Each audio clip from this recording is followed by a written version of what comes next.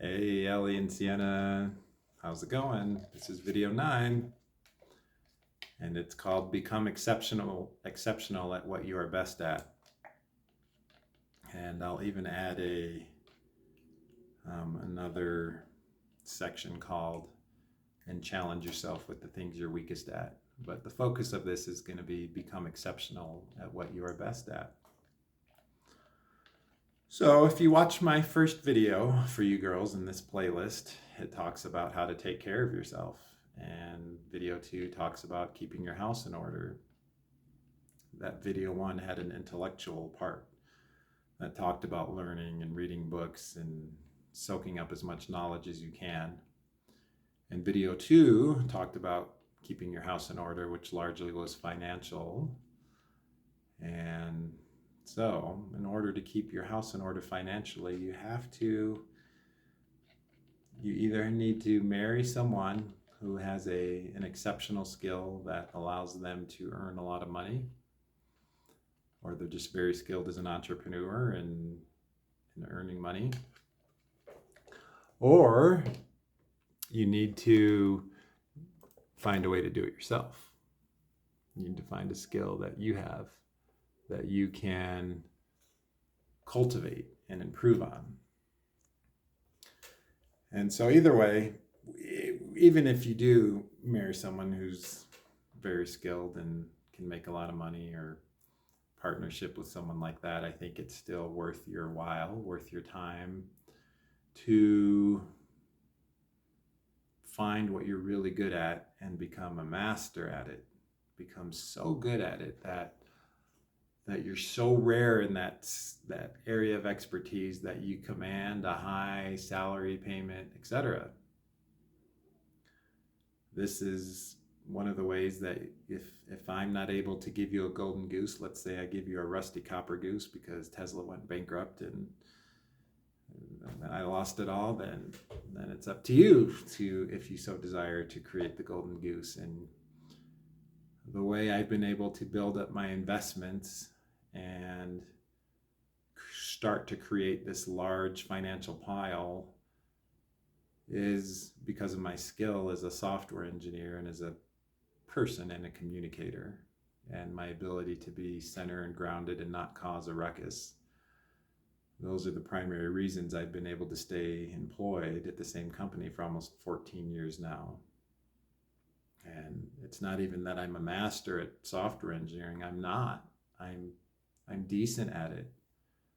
I can do some things, and I'm decent at it, but the team members I work with are exceptional. They're so much better than I am.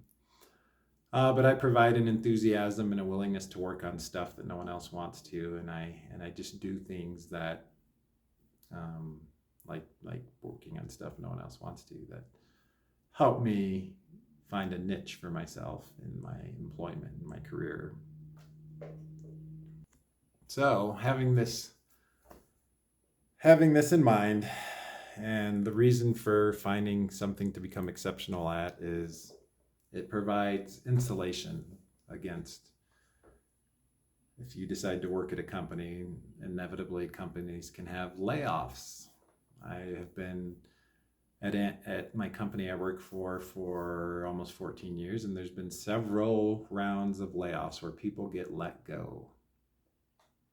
And sometimes it's the luck of the draw. If it's not you, you're just lucky. Like, you just weren't in the path of the tornado. Like, you weren't in the line of fire, so to speak.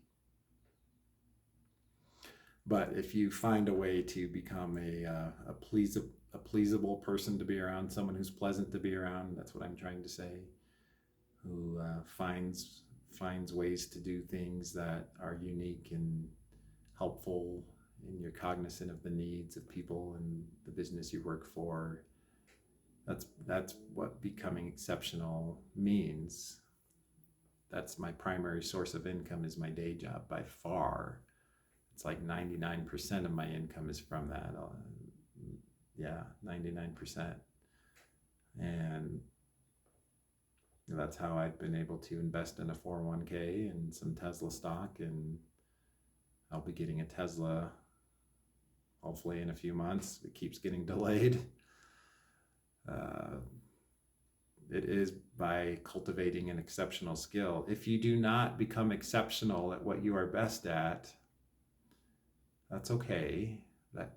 If that's okay, if that's the path you want to take, but you have less insulation against the weather, the turmoil, the things that can happen in this world. Becoming a valuable person to the marketplace, I'll call it, of the world. That means all the job openings and companies and things like that. Becoming exceptional at what you do, whether that's painting, programming. I've tried to talk to you, Ellie, about software engineering, but it doesn't appear to be in the cards for you. And that's okay. Then you become in high demand. And you want to be in high demand. It puts you in the position of strength.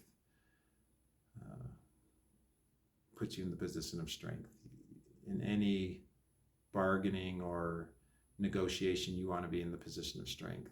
Like if you're so good at what you do and you have dozens of offers, then you can negotiate for more because you're that valuable.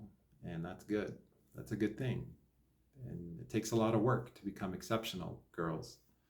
This is not something you just do for a few hours one day and all of a sudden you are exceptional. The way I became a software engineer was spending hours upon hours upon hours in my computer labs at UVU, and just programming and reading things and trying out things and failing and failing and failing. That code didn't work. That code didn't work. To become exceptional, you're probably going to have to fail numerous times. Get used to failure. I have failed at so many things in my life, girls. I failed in all areas. I feel like I fail as a father. I failed as a provider at times. In my relationships, I failed, and at work I failed. At basketball I failed, and at yoga I lost my balance a couple times today, and I failed. And these videos like that I'm doing on my YouTube channel, they get maybe 30 or 40 views max, and some would call that failing. I have never been able to regain the thousands plus views that I used to get years ago, and it's okay. I'm not really doing these videos so that I can assembly line them to the lowest common denominator. These videos are for the highest common denominator, people who are willing to sit and listen for a while and don't need 30 seconds of a clip for their entire attention span. So I am not exceptional at YouTube videos, but that's okay.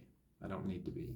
I do need to be pretty exceptional as a well-rounded software engineer in my personality, my ability to convey information and communicate. That's important. My willingness to take on any task. That's important. And my continuous study to learn the latest technologies and things that are happening. That's incredibly important. And so that's how I have become what I would consider a decent software engineer. I am working on being exceptional. That is one of my goals for this year, actually, is to be an exceptional software engineer at where I work. And I'm not there yet. I'm trying. I'm really trying. So find out what you're good at. Ellie, you're a good painter, violinist, actress. Lots of different things you're good at. Take one of those and do it for 5 hours a day as practice. Do it so much. Immerse yourself. That's the word, immersion. Immerse yourself in this skill. Do it over and over and often. You must love it in order to do it that much. Otherwise you'll quit. I can't be a baker, an exceptional baker, because I would quit. I don't like it enough. I mean, I do like some cookies, of course, but I also get sick if I eat cookies, but I like cookies. Someone else can bake them. Sienna, find out what you're exceptional at. You're exceptional at, I think you could do YouTube videos and TikTok, Sienna, or be a leader amongst your friends.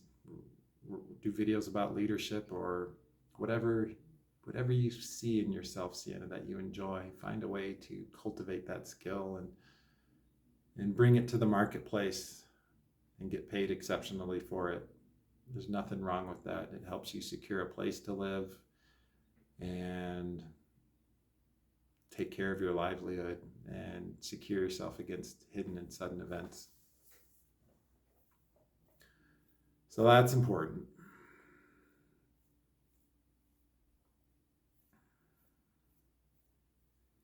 Trying to think of other things to say about being exceptional about what you're best at. It's just a lifelong thing, never stop.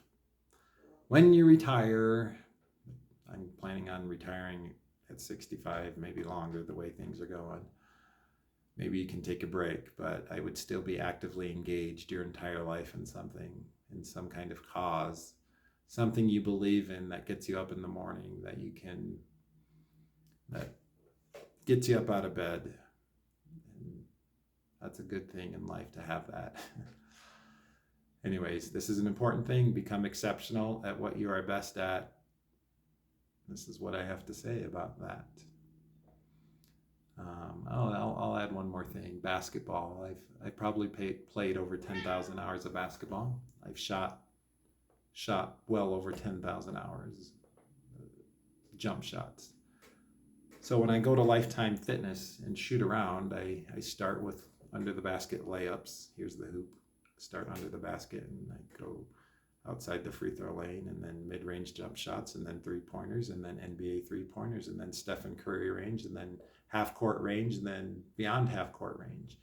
And I'm able to shoot a normal jump shot from all of those ranges and do pretty well. They don't go in as often when I get to half-court and beyond, but they still go in a decent amount, like I'd say about 30 to 50% of the time, as long as I'm feeling decent. So part of me one day wants to be able to go to an NBA halftime show and shoot a half-court shot. I'm like, I got 30 to 50% chance of making this thing. I've done this many times, and see what would happen. That would be cool. But that shows you what you can do when you become exceptional at something. Shooting a basketball is an exceptional skill of mine. It's probably my most exceptional skill I have in the world. Maybe listening and empathy are up there. I've spent a lot of time cultivating empathy and listening to others because I take what's so rare and what most people don't do, and I decide to do that because it tells me the world lacks that thing. Most people are only interested in themselves, in their own self-image and looking good. All right, there you go. Become exceptional at what you're best at. Utilize it in the marketplace. Oh, and lastly, take time to find what your weaknesses are, and spend some time testing yourself in that area. For me, that was going dancing. That was a fear and a weakness of mine. And I challenged myself by going and doing it and being awkward for a few months. It was really awkward for like a few months. It was like, oh, I don't know anyone here. Like I literally walked in the dance hall knowing nobody. Just, whoop, here I am. How's this work? Now I know how it works at least a little bit. And it's still not something I'm exceptional at, but it's a stretch and a challenge for me. So I like that challenge. All right, Ellie and Sienna. Whoops. Let's get the light back on. There we go. There you go, Ellie and Sienna. Become exceptional at what you are best at. Utilize it in the marketplace of companies or your own business, and stretch yourself with the things you are weak at. All right? That's my advice to you. Namaste.